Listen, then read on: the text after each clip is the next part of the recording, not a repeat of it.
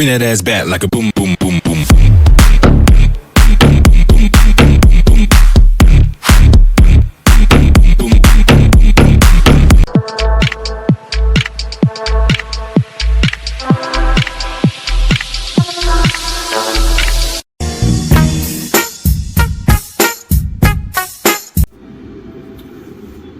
પ્રણામ ભાગ્યશાળીઓ, આજના એપિસોડમાં આગળ આપણે ધ્યાન અને જીવન પુસ્તક શ્રી ન્યાય વિશારદ વિજય ભુવન ભાનુસુરીશ્વરજી મહારાજા લિખિત આ બુકમાં આપણે આજે 27મો પાઠ 27મો લેશન ટાઇટલ છે વિષય અંધતા ભૂંડી, તેના વિશે વાત કરીશું. એમાં પહેલો સવાલ કરે છે, ભગવાનના હકનું તમારે ત્યાં છે? તો એમાં સમજાવાય આચાર્ય ભગવાન, એક, વિષય અંધતામાં આપત્તિના ખરા કારણની ગમ નહીં એટલે સમજ નહીં. વિષયની લંપટતામાં આપણે ગઈ વખતે વાત કરી હતી, જે લલિતાંગ મુનિની વાત ચાલી રહી છે. ગઈ વખતમાં આપણે લલિતાંગનું જે લલિતાંગ રાજકુમારે મંત્રી પત્નીના દર્શન કર્યા પછી આગળની જે વાત છે એ તમારે લાસ્ટ વિડીયો તમે જોશો તો આ ચેનલ પર તમને આ કન્ટિન્યુટીમાં ખ્યાલ આવશે. તો એની અંદર જ ઇન શોર્ટ ગયા વિડીયોમાં આપણે બતાવ્યું હતું કે મંત્રી છે એ બિચારો નિર્દોષ છે, એને સજા મળે છે રાજા તરફથી, અને એની પત્ની આખું એક કપટ કરી અને લલિતાંગ રાજકુમારી સાથે જોડાવા માટેનું જે કાવતરું રચે છે તેમાં આગળ વાત ચાલી રહી છે કે વિષય અંધતામાં લોકો કેટલું ખરાબ હદ સુધી પહોંચી જાય છે. તો વિષયની લંપટતામાં જીવ ભયંકર પણ અનર્થો જોવા તૈયાર નથી. અનર્થોની એને પરવા નથી. ગમે તેવા નુકસાન ઉતરી આવો પણ અતિમૂઢતા એમ માનવાય દે નહીં કે આ મારી વિષય લંપટતાને લીધે ઉતરી આવ્યા. છતાં શું તમારા મનને લાગે છે ખરું કે આ આપદાઓ મારી દુષ્ટ વિષય લાલસાને લીધે આવી? સંસાર સુખના લાવા લેવાનું મન થયું અને એકલાનો બેકલો થયો, એના પર કેટલાય પાપ સ્થાનકો સેવા પડે છે અને આફતો સંકડામણો ચિંતા સંતાપ આવ્યા કરે છે. આવું મનને ક્યાં લાગે છે? ત્યાં તો મન કહે છે જીવવું છે એટલે પાપ સ્થાનક તો સેવા જ પડે ને. અલ્યા બ્રહ્મચારી નથી જીવતા, સાધુ નથી જીવતા, એમને છે આટલા પાપ સ્થાનકો. એક તારી વાસનાના પાપે ઘરવાળી કરવા ગયો, પછી એની ખાતર અને એના બચકાઓની ખાતર જ કેટલું કરી રહ્યો છે ને. મૂળમાં શું, કોઈ છોકરીની શું દયા આવી હતી કે લાવ એનું વિચારીનું કોણ પૂરું કરશે, તે હું એનું પૂરું કરું, એને લહેર કરાવું? જો દયા જ હોત તો રૂડી રૂપાળી શોધવા ન ગયા હોત. ખેર, રૂડી રૂપાળી શોધી લાવીને ઘરે બેસાડી, પણ તે પછી એના પર આંખ કાન વગેરે ઇન્દ્રિયોથી ચીટકી ન પડ્યો હોત. કહો, મૂળમાં દયા બયા કાંઈ નહીં, વિષય લંપટતાએ જ બેડી વહોરી ને ચિક્કાર પાપ સ્થાનકો સેવતા ગયા. તેમ આફતો પણ એના જ લીધે અને ચિંતા સંતાપ પણ એથી જ ઊભા થાય છે.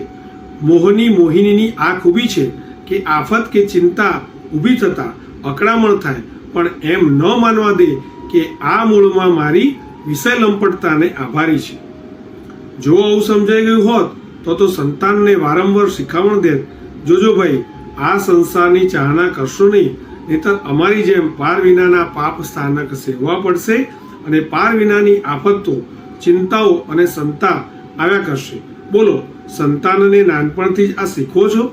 ના, કેમ કે મૂળ હૃદયને એ લાગ્યું નથી કે મારી વિષય લંપટતાને લીધે આ પાપ સ્થાનકો ભર્યું અને ચિંતા સંતાપ આફતો ભર્યું જીવન ઊભું થયું છે. પાપાચરણ અને દુઃખ વેદનના મૂળમાં મારી કામ વાસના જ જવાબદાર છે.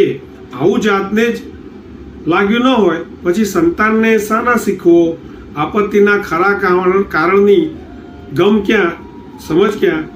બીજું, પાપ કમાઈ પર ખોટા અધિકાર. વિષય લંપટતા તો ભૂંડી, એ પાપ અને દુઃખ એની લીધે આ સત્ય સમજવા ન દે તો ન જ દે, પણ ઉપરથી પાપ કમાઈ પર ખોટા અધિકાર જમાવરાવે. એ કેવી રીતે? આ રીતે કે વિષય લંપટતાથી ઘરે પત્ની લઈ આવ્યો, હવે એની ખાતર ધંધો રોજગારી કરીને પૈસા કમાઈ લાવ્યો, એમાંથી પોતાનું અને એનું પૂરું પણ કર્યું, પરંતુ પછી વધેલા પૈસા શુભ ખાતે ખર્ચી નાખે ખરો? ના, ત્યાં તો કહેશે કે આ તો મારા પરસેવાની કમાઈ છે, તે શું બહાર ફેંકી દેવા માટે છે? પૈસા પર કેવો અધિકાર સ્થપાય છે? ત્યારે વિષય લંપટતાની પાછળ સંતાન થયા તો ત્યાં પણ અધિકાર જમાવે છે કે આ તો મારા સંતાન, એ કંઈ શાસનને આપી દેવા માટે નથી. સંતાન બિચારા એમના પોતાના પુણ્ય અહીં આવ્યા, પણ હવે અહીં વિષયાંધ અને સ્વાર્થી મા બાપના કબજે પુરાયા, તે મા બાપ અધિકાર જમાવે છે. કેવા ગોજાર અધિકાર છે? મૂળમાં સંસાર સુખની લાલસા પર પાપો કર્યા, હવે એમાં પૂર્વના પુણ્ય થયેલ કમાઈ પર કેવા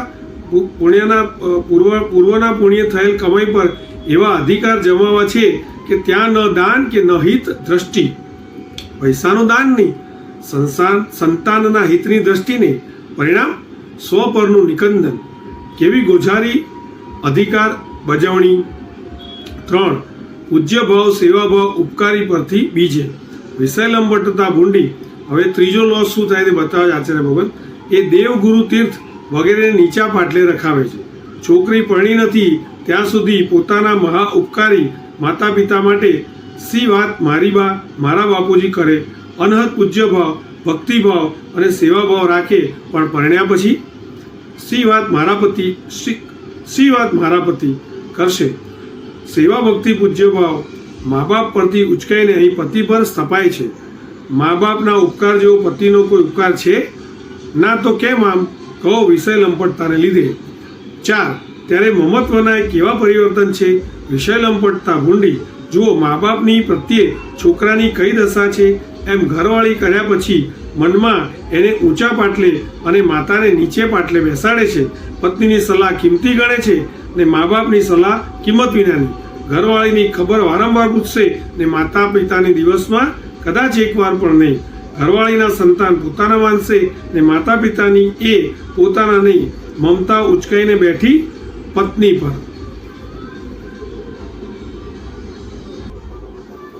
તો આગળ કહે છે, સોનાની કંઠી કોની ડોકમાં? બોલો, માતા પિતા તો પ્રત્યક્ષ ઉપકારી દેખાય છે, તો પણ એ નીચેના પાટલે, તો પછી રોકડા રૂપિયા કે વિષય સુખ દેવાનો ઉપકાર જેમનો પ્રત્યક્ષમાં નથી દેખાતો, એવા દેવગુરુ કયા પાટલે રહેવાના? ગુરુ કહે એ કાંઈ નહીં, ગોરાણી કહે એ લાખ રૂપિયાની વાત. બજારમાં 5 પૈસા વધુ કમાયો તો સોનાની કંઠી ખરીદીને ક્યાં નાખે? ભગવાનની ડોકમાં, માતાની ડોકમાં કે ઘરવાળીની ડોકમાં? માતા પિતા, દેવગુરુ વગેરે કેમ નીચેના પાટલે? કહો વિષય લંપટતા ભૂંડી. એ વિષય પાત્રને ઊંચે રખાવી પૂજ્યો, ઉપકારીઓ અને ગુણ સંપન્નોને નીચા પાટલે બેસાડે છે. અરે, કદાચ એમની અવગણના પણ કરાવે છે. જુઓ, 5 ને 6માં 5મો 6થો ભેગો છે. દેહમાં તન્મયતા, ભરપૂર આર્ત ધ્યાન. વિષય લંપટતા કેવી ખતરનાક છે! એ આત્માનું ભાન ભૂલાવી દેહમાં જ તન્મય રાખે છે. એમાંથી ભરપૂર આર્ત ધ્યાન સહેલું બને છે. જુઓ, આર્ત ધ્યાન શાના પર ચાલે છે? મોટા ભાગે ગમતા અણગમતા શબ્દાદી વિષયોના સંયોગ વિયોગ અંગે જ છે ને. શું છે? ઇન્દ્રિયોને વિષયોની લંપટતા લાગી છે એટલે ચિત્ત એની ચિંતામાં પડ્યું રહેવાનું. પછી એ મનને બહુ સતાવે એટલે એમાંથી અનર્થકારી અપકૃત્યો સર્જાય, તેમાં નવાઈ નથી. આ બધું વિષય લંપટતાને લીધે. આગળ રાજકુમારનો હવે પલટો. રાજકુમારે એવું પગલું ભર્યું કે મંત્રીને બિચારાને ઉખડી જવું પડ્યું. આપણે લાસ્ટ વિડીયોની અંદર જો કન્ટિન્યુટીમાં તમે જોશો તો ખબર પડશે કે લલિતાંગ રાજકુમારને મંત્રીની પત્ની ગમી જાય છે. તે એને પ્રપોઝલ મૂકે છે, પ્રસ્તાવ મૂકે છે, અને મંત્રી પત્ની હોય છે તે પણ પોતાના ચારિત્રથી ચલિત થાય છે અને બંને ભેગા થઈ અને કાવતરું રચે છે. મંત્રી નિર્દોષ હોય છે, મંત્રીનું બહુ જ બદનામી થાય છે અને રાજાને લાગે મંત્રીનો વાંક છે, માટે મંત્રીને એ સજા આપે છે. તો કહે છે કે રાજકુમારે એવું પગલું ભર્યું કે મંત્રીને બિચારાને ઉખડી જવું પડ્યું. પરંતુ હવે આ જ નિમિત્ત પર જુઓ કે રાજકુમારનો કેવો ઉદય થાય છે. રાજકુમાર લલિતાંગને મંત્રીની ભયંકર દુર્દશા જોઈ મનમાં એકદમ આઘાત લાગ્યો. અરે રે, આ મારા પગલાંનું આ પરિણામ!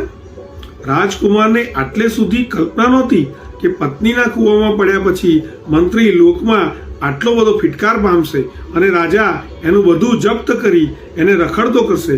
પરંતુ બન્યું તો એવું જ. એક મોટા મંત્રીપણાના હોદ્દાવાળો માણસ અને એનો પાછો કોઈ વાંક ગુનોની છતાં પામ્યો આટલી બધી દુર્દશા. રાજકુમારને ભારે પસ્તાવો થયો. અરે રે રે, આ હું કેટલો બધો દુષ્ટ, આ મેં શું કરી નાખ્યું! કેવી મારી ગોઝારી વિષય લંપટતા! હે જીવ, આ ઘોર પાપ કરી તું ક્યાં જવાનું? મરવાનું તો છે, પણ મર્યા પછી તારા હાલ કેવા થશે? ભયંકર દુર્ગતિ, ભ્રમણ. બસ તો હવે મારે આ પાપ જરાય નભાવાયા જ નહીં. બસ આચા પશ્ચાતાપની અને સ્વાત્મ નિંદાની જરૂર છે. અજ્ઞાનતાવશ, મોહ મૂઢતાવશ, કસાયવશ પાપ થઈ ગયા. પણ પછી એ કર્યાનો સળગતો સંતાપ પશ્ચાતાપ થાય. પોતાનો એ પાપ સેવનારો આત્મા અધમ, કુટિલ અને મૂળ લાગે તો પતિત આત્માને પણ ઉદ્ધારનો અવકાશ છે. જો પાપનો પશ્ચાતાપ જ નથી, પાપ સેવ્યા એમાં હૈયાને કંઈ દુઃખ લાગતું જ નથી, ઉલટું પોતાના આત્માની વડાઈ જ લાગે છે, આત્માની અધમતા દેખાતી જ નથી, તો એનો ઉદ્ધાર શો? ઉત્થાન ક્યાં? સવાર સાંજ પ્રતિક્રમણ કરવામાં આ ખૂબી છે કે એ ઉત્થાનનું પહેલું પગથિયું માંડી આપે. સાચું પ્રતિક્રમણ હોય તો એમાં નાના મોટા કઈ પાપોનો પશ્ચાતાપ સળગે. પાપકારી પોતાની જાત પર દુગંછા થાય કે હું કેવો દુષ્ટ કે મેં આ પાપ સેવ્યા, મેં આ પાપો સેવ્યા. એટલે હવે સમજાશે કે જે પ્રશ્ન થાય છે. પ્રશ્ન: રોજ ને રોજ પાપ આચરવાના પછી પ્રતિક્રમણનો શો અર્થ? સાહેબજી કહે છે, અર્થ આ કે પ્રતિક્રમણથી રોજ ને રોજ પાપનો પશ્ચાતાપ, પાપની ધૃણા, પાપકારી પોતાના આત્માની દુર્ગંછા થયા કરે ને એમ ઉત્થાનનું પહેલું પગથિયું રચાયા કરે. પ્રતિક્રમણ રોજ નહીં કરનારને આ ભરચક પાપ ધૃણા સંતાપ જ ક્યાં? રોજ પાપો કરીએ પછી પ્રતિક્રમણનો શો અર્થ? એમ કહેનારો તો એમ જ સમજી બેઠો છે કે અગર પાપ છૂટતા નથી તો પછી એનો સંતાપ, પશ્ચાતાપ, ધૃણા, અફસોસ કરવો નકામો છે. ખપ એનો સોસ નહીં. એ દશા આવીને ઊભી રહે ત્યારે જો પશ્ચાતાપ જ નથી તો ક્યારેય પાપ છોડવાની વાત જ ક્યાં? પાપ ત્યાગ માટે પહેલો જરૂરી ઉપાય પાપ પશ્ચાતાપ છે. જુઠ્ઠું બોલવાનું ખોટું લાગે તો કોઈ દિવસ એ છોડવાનો, પણ જેને ખોટું જ નથી લાગતું પછી એ શું કામ છોડે? પ્રતિક્રમણ એ પાપ ત્યાગની આ પહેલી ભૂમિકા રચી આપે છે કે પાપને ખોટા લગાડી આપે, પાપના પશ્ચાતાપ જગાડી આપે. પ્રતિક્રમણની શી જરૂર છે? અથવા પ્રતિક્રમણ કરીએ ન કરીએ સરખું જ છે એમ કહેનારાને પાપના પશ્ચાતાપનો ખપ નથી. એ ખપ ન હોય એને પાપ ખોટા ક્યાં લાગ્યા અને એને છોડવાની વાત ક્યાં? હવે સભામાંથી પ્રશ્ન પૂછે છે, પણ ઘર લઈને બેઠા એટલે પાપ તો કરવા જ પડે ને? તો સાહેબજી જવાબ આપે છે, પાપ કરવા પડે એવું માન્યા પછી મનમાં એમ રહે છે ખરું ને કે પાપ કરવા વાંધો નહીં? પાપમાં વાંધો ન લાગે એ કઈ દશા? એમાં વળી ઘર લઈને બેઠા એ સૂત્ર પકડીને ચાલ્યા. એટલે એ વધાવેલા ઘરને ચલાવવા મન માન્યા કેટલા પાપ જરૂરી ગણવાનું થાય છે એ વિચારો. દાખલા તરીકે મનને થાય છે મારી જાતને અને મારા સંસારને નભાવવા મારે ખર્ચ કેટલાય કરવા પડે. ત્યાં ભગવાનની પૂજામાં રોજ દૂધ, ચંદન, ધૂપ લઈ જવા મારી પાસે જગા જ ક્યાં છે? એવી તરણ તારણ ભગવાનની ઉપેક્ષા કરવાનો પાપ આવે ને એ પાપમાં વાંધો નહીં ને? ભગવાન પ્રત્યેની કૃતજ્ઞતા ભૂલવાનું પાપ આવે ને? ઘર લઈને બેઠા એટલે આ પાપ કરવા વાંધો નહીં, પાપ કરવું પડે એવું મનમાં થાય ને? ભગવાનની પૂજા શું માંગે? કુટુંબને માટે 1.5 શેર દૂધ લવાય, પણ ભગવાન માટે 9 ટાંક દૂધ લઈ જવાય? કુટુંબના ધૂમ ખર્ચા કરાય, પણ પરમ ઉપકારી ભગવાનને માટે મહિને 1 ગજનું અંગલૂછનું જાય? ઘર માટે 12 આનાનું શાક, પણ પ્રભુની પૂજામાં 2 આનાના ફૂલ ખરા? અનાજના ભારે ખર્ચ ચલાવાય, પૂજામાં 1 ધૂપસળી ખરી?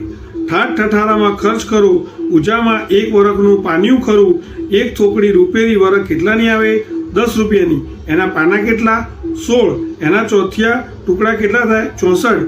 ભગવાનની પૂજામાં રોજ 1/4 ટુકડો એટલે 64 દાડા માટે 10 રૂપિયા ખર્ચવો પાલવે. 1 અગરબત્તીનું પડીકું કેટલાનું આવે? 2 રૂપિયાનું. એમાં સળીઓ કેટલી? 25, 30. એકના 3 ટુકડા કરો તોય 75 થી 90 ટુકડા થાય. અહીંયા આપણે અગરબત્તીનું પડીકું એટલે સાહેબજીનું કહેવાનું છે ધૂપ. આપણે જે ગાંઠિયા જેવી ધૂપ આવે છે તેની વાત છે.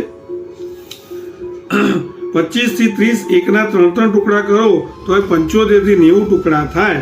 રોજ એક ટુકડો પૂજામાં લઈ જાઓ તો 75 દાણાનો માત્ર 2 રૂપિયાનો ખર્ચ. એટલું તમને પોસાય? શું તમારે નિયમ છે ખરો કે પ્રભુની પૂજામાં મારે રોજ કમમાં કમ એક ધૂપ સળીનો, એક ધૂપનો ટુકડો ને એક વર્ગનું ચોથું પાનું લઈ જવું, મહિને એક અંગ લૂસણું લઈ જવાનો નિયમ ખરો? સાંસારિક કોઈ પ્રસંગમાં મોટા ખર્ચ કરો ત્યારે ભગવાનને આંગી કરાવવાના 5 રૂપિયા તમને મળે? ભગવાનના હકનું તમારે ત્યાં કંઈ છે? ઘરમાં 2 બાબા વધી જાય તો એના ખર્ચનું તો તમારે ત્યાં છે, પરંતુ ભગવાન માટે તમારે ત્યાં કશું છે ના. ભગવાનનો માલ મળી ગયો પછી ભગવાનને માટે હવે કશું નથી, એમ જ ને? એટલે જ ભગવાનને ગંઠ સોંપ્યો છે ને. એટલે જ ભગવાનને ગંઠ સોંપ્યો છે. બાપાને ઘંટડી પકડાવી. હવે એક નાની વાર્તા છે. એક શેઠે ભોળા થઈ સ્વાર્થ માયાથી સેવા વિનય કરનાર દીકરાને દુકાનને પૈસા સોંપી દીધા. બસ દીકરાને હવે જોઈતું મળી ગયું પછી બાપાજીની શી જરૂર? સેવા વિનયમાં ઓટ આવતી ગઈ. છોકરાની વહુ કહે છે, બાપુ આ તમારે પેશાબ પાણી માટે વારે વારે નીચે ઉતરવું પડે તો એના કરતાં નીચે બેઠક રાખો, માણો જ તમને નીચે મોકલી આપીશ. એમ કહીને ડોસાને નીચે ઉતાર્યા. ભાણું મોકલવા મોડું થતું. ડોસો કહે, કેમ આમ? વહુ કહે, આ ઘર ખટલામાં એવું થાય છે, તેથી લ્યો આ ઘંટડી રાખો, જરા ટાઈમસર ઘંટડી વગાડજો એટલે ભાણું નીચે આવી જશે. શું પકડાવ્યું ડોસાને? ઘંટડી. એમ તમે પણ ભગવાનની આગળ ઘંટ એટલા માટે જ રાખ્યો છે ને, તે ઘંટ વાગે એટલે ભગવાનના માત્ર કોરા દર્શન જ કરી આવવાના ને, કે તમને મળેલા ભગવાનના માલમાંથી કંઈ ભગવાનને ધરવાનું ખરું? કેટલી રકમનું ધરવાનું? ભગવાનનો માલ વાપરો છો એ તમને ખબર છે? આ સુંદર મનુષ્ય અવતાર તમને તમારા મા બાપની હોશિયારીથી મળ્યો છે યા શું તમારી પોતાની હોશિયારીથી મળી ગયો છે? શું તમે પૂર્વભાવેથી આ ઘરની પસંદગી કરી ચાલીને અહીંયા આવ્યા છો? ના, એ તો તમે ભગવાનને ભજેલા એટલે ભગવાનના જ પ્રભાવે તમારે અહીં આવવાની પુણ્યની ચિઠ્ઠી ફાટી. એમ સારું શરીર, 5 ઇન્દ્રિયો પરિપૂર્ણ અને મન પાગલ નહીં પણ સ્વસ્થ મળ્યું, બધું ભગવાનના પ્રભાવે. એમ મનની ખામીએ કેટલી મોટી ખોટ! અરે એમાં જરાક કચાશ હોય અને મનુષ્ય ભાવ, સારું શરીર, 5 ઇન્દ્રિયો ને આરોગ્ય બધું મળવા છતાં મન પાગલ મળે તો કઈ દશા? જાઓ જુઓ, થાણાની ઇસ્પિતાલમાં એવા કેટલા ગાંડા પુરાયા છે. ભગવાનને ભજવામાં જરાક કચાશ રહી તો મન જ પાગલ મળ્યું, પછી પોતાના સગા કુટુંબીઓ પણ ઘરેથી ઉચકીને ગાંડાની હોસ્પિટલમાં મૂકી આવ્યા. ભગવાનના પ્રભાવે કેટલું પામ્યા છો? કર્મસત્તા ભગવાનનો પક્ષ કરે છે. ભગવાનને ભજે એને કર્મસત્તા અનુકૂળ થઈ જાય છે. એટલે સરખા ખાનપાન, મકાન, કપડાં લત્તા, દુકાન, પૈસા, પ્રતિષ્ઠા વગેરે કેટલો અનુકૂળ માલ ભગવાનના પ્રભાવે મળ્યો. પેલા છોકરાને બાપે લાખોની મૂડી સોંપી. હવે બાપ ધર્માદા કરવા થોડા પૈસા માગે છે તો છોકરો કહે છે, મારી પાસે પૈસા નથી. આ છોકરો કેવો, લાયક કે હરામખોર? કેમ? સમજે છે કે બાપના હકનું મારી પાસે શું છે? એમ તમને બસ ભગવાનના પ્રભાવે માલ મળી ગયો. હવે કેમ? તો કે ભગવાનના હકનું અમારે ત્યાં કશું જ નથી, એમ જ ને? કહો, ભગવાનના હકનું તમારે ત્યાં કંઈ છે? ભગવાને સ્થાપેલો એક પણ સાધર્મિક રોજ તમારા 10ના કુટુંબ ભેગો જમે ખરો? ભગવાનની વાણીનું એક પણ શાસ્ત્ર પુસ્તક વર્ષમાં એકવાર પણ તમારે વસાવવાનો નિયમ ખરો? છોકરાને ભણાવવા પુસ્તક અને દુકાનના ચોપડાનો વાર્ષિક ખર્ચ પોસાય આ નહીં, છાપા વગેરે કેટલું વંચાય આ નહીં. ભગવાન માટેનું, ભગવાનની વાણીનું એક પણ પુસ્તક વસાવવાનું ગમતું નથી અને વસાવતા નથી. અને સામે છોકરાને ભણવાના પુસ્તક અને ધંધાના જે ખર્ચના, આવક જાવકના ચોપડા માટેના બધા ખર્ચા પોસાય છે, છાપું વગેરેના પૈસા ખર્ચવા પોસાય છે, એવું કહે છે. અહીંયા ભગવાનના હકની વસ્તુઓ જે સાધર્મિક છે એ ભગવાનનો સ્થાપેલો માણસ છે. શાસ્ત્ર પુસ્તક છે પરમાત્માનો, તો પરમાત્માની જે વસ્તુ છે એની સામે આપણે સંસારની વસ્તુમાં કેટલો ખર્ચો કરીએ છીએ તેની અહીંયા વાત બતાવવામાં આવી છે. એ ભગવાનના હકનું તમારે ત્યાં શું છે? સંસાર વ્યવહારના અનેક પ્રકારના તમારા પર હક ખરા, એ બધા તમારી પાસે ખર્ચ માંગે, પણ ભગવાનના મંદિર, ઉપાશ્રય વગેરેના સાધારણ ખાતા તમારી પાસે કંઈ ખર્ચ માગે? એનો તમારા પર હક ખરો? મંદિર ઉપાશ્રયમાં દેવ દર્શન આદિ ધર્મક્રિયા કરી પુણ્યના થોક જોઈએ છે, જેથી ભવિષ્યમાં લાખો રૂપિયા જ શું અબજોની કિંમતે આંકી ન શકાય એવી સદગતિ મળે, પરંતુ એના સાધારણના ખર્ચમાં પૂરતું દેવું નથી. કેમ? ભગવાનના હકનું વળી અમારે ત્યાં શું છે? કઈ અક્કલે કામ ચાલી રહ્યું છે? ભગવાનની ભક્તિ કરવાની વાત તો પછી, પણ ભગવાનના લખલૂટ ઉપકારની કૃતજ્ઞતા રૂપે પણ કેટલું દેવું જોઈએ? બાપે બધું દીધા પછી એ દીધેલા પર બાપનો હવે કશો હક ન માને એ દીકરો સપૂત કે કપૂત? એમ ભગવાનના પ્રભાવે માનવ ભાવથી માંડી કેટલોય માલ મળ્યો, હવે એના પર ભગવાનનો કશો હક ન માને એ કેવો?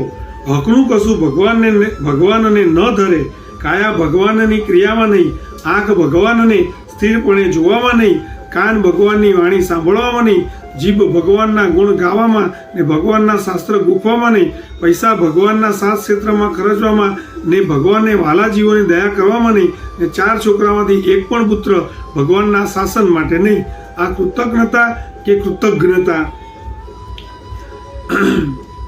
કોઈએ કરેલો ઉપકારને આપણે સામે યાદ રાખી તો અને એના ગુણોની વાત કરીએ એ કૃતજ્ઞતા કહેવાય. જ્ઞ એટલે જ્ઞાનનો જ્ઞ, કૃતજ્ઞતા. અને કૃતજ્ઞતા તો એ એકદમ આપણે ઉપકાર ભૂલી જઈએ તે વ્યક્તિના, તેને કૃતજ્ઞતા કહેવાય. જેમ વિઘ્ન એવું કૃતજ્ઞ એ રીતે ગણવાનું. બરાબર? ઘર લઈને બેઠા એટલે પાપો કરવા પડે એમ માન્યા પછી આ કૃતજ્ઞતાનું પાપ અને ભગવાનની ઉપેક્ષાનું પાપ પણ કરવું પડે, કરવામાં વાંધો નહીં એમને કઈ દુર્દશા? એમાં અર્થધ્યાન કેવા રકમબંધ અને કેવા ચીકણા ચાલવાના! અર્યંત દેવ પ્રત્યે જો આ કૃતજ્ઞતા નથી ને એ ન હોવાનો સંતાપ નથી, પછી એ તત્વની વાતો કરે કે દેખાવના યોગ ક્રિયા કે ધ્યાન લઈ બેસે તોય શું એ શુભ ધ્યાનમાં છે? પાપમાં વાંધો ન લાગે એને પાપનો પશ્ચાતાપ શાનો હોય? એ પ્રતિક્રમણ શા માટે કરે? કરવા પડતા પાપોનો પશ્ચાતાપ પ્રતિક્રમણ હોય તો ત્યાં કમમાં કમ પાપ ખોટા લાગવાનું બેઠું હોય, પાપ ખોટા લાગે, પાપનો પશ્ચાતાપ થાય, એ ઉત્થાનનું પહેલું પગથિયું. પાપનો ભય નહીં એ પતનનું પહેલું પગથિયું. હવે લલિતાંગે આગળ શું કર્યું? તો કે જે પેલા લલિતાંગ રાજકુમારને મંત્રી પત્નીને ઉપાડવાનો અને એથી મંત્રી પર વરસેલી ભયંકર આફતનો ભારે પશ્ચાતાપ જાગ્યો. મંત્રીને બચાવી લેવા એ મંત્રી પત્ની કહે છે, આ બહુ ખોટું થયું. હવે તો રાજા સાહેબને સાચી વાત કહી મંત્રીને બચાવી લેવા જોઈએ. પેલી કહે, આ શું કહો છો? તો શું હવે મારે કૂટાવું? બોલશો નહીં, એ તો બધું ચાલ્યા કરે. કેવું નિર્દય નિષ્ઠુર સ્ત્રી હૃદય! એક બાજુ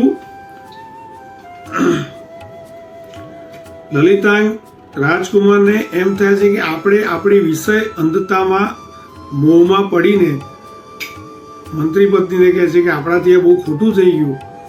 તમારા પતિ મંત્રીને નિર્દોષ હોવા છતાં ઘણું બધું સહન કરવું પડ્યું, હવે મારો જીવ બળે છે.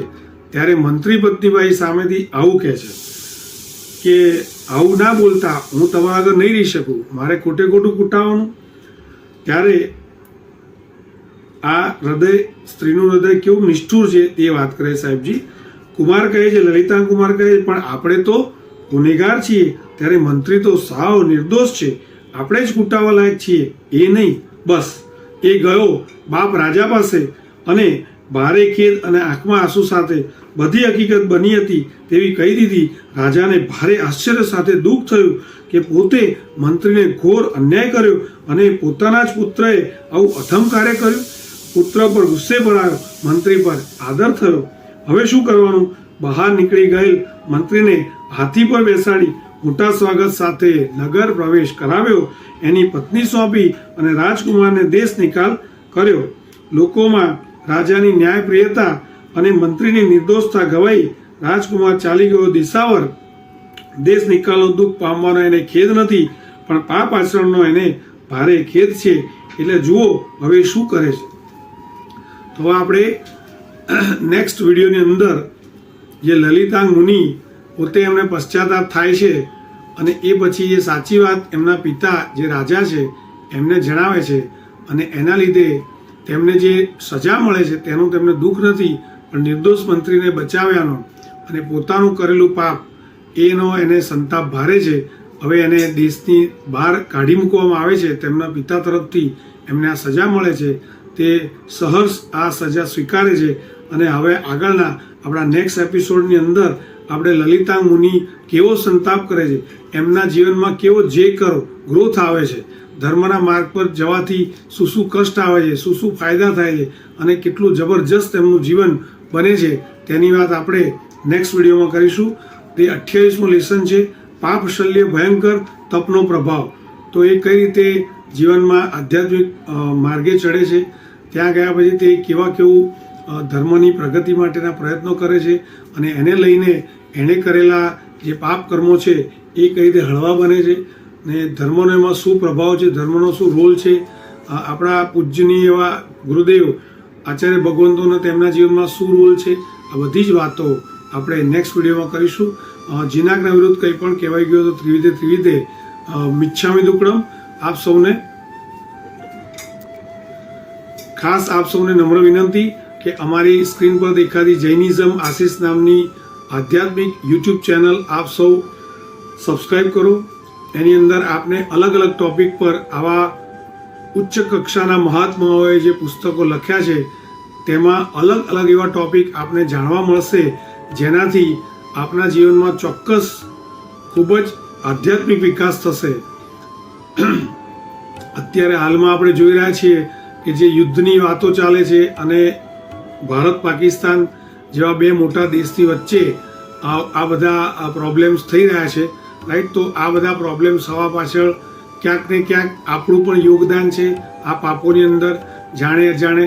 તો આવા બધા કયા પાપો છે, એ પાપોનું જૈન દર્શનમાં સૂક્ષ્મ દર્શન કરાવતા કયા રસ્તા છે અને એ રસ્તાઓ પર નહીં ચાલીને કેટલા લોકોએ ભૂતકાળમાં કેટલા દુઃખ વેઠ્યા છે અને એ કર્મો બાંધ્યા પછી એના દુઃખ ભોગવતી વખતે શું તકેદારી રાખવી, એ કર્મો ન ફરીથી થાય તેના માટે શું કરવું, ફરીથી એવા કોઈ જે પ્રલોભન કે આલંબન ઊભા થાય એવા નિમિત્ત, તો એવા નિમિત્તની સામું ટકવા માટે કયું સત્વ, કઈ શક્તિ કઈ રીતે મેળવાય, ક્યાં શું બોલાય, ક્યાં ગુરુદેવ પાસે એનો દંડ લેવાય, કેટલો દંડ લેવાથી આપણા આત્મા પર ભાર હળવો થાય. તો આવી બધી અનેક વસ્તુઓ જે મહાત્માએ કીધી છે તે અમે આ માધ્યમથી આપની સમક્ષ રજૂ કરીએ છીએ.